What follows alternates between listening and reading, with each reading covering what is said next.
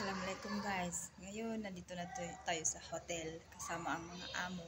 Nandito kami sa Dammam. Dito muna kami magpapalipas ng gabi.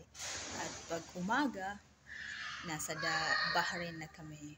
Nasa Dammam kami ngayon sa hotel. Ayan po.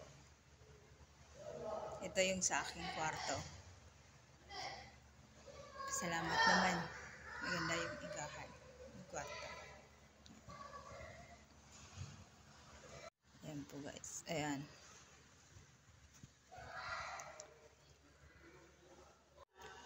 Kami lang dito ng alaga kong maliit. Naka 4 years old.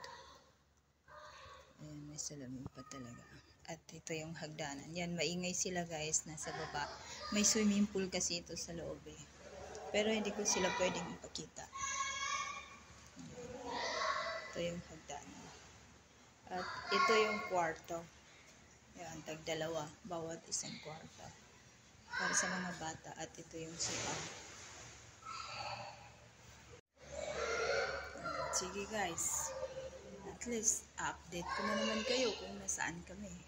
Ito kami. Dito kami sa Dammam ngayon. At pagka bukas ng tanghali, papunta na kami ng Bahrain. Tutuloy na kami doon.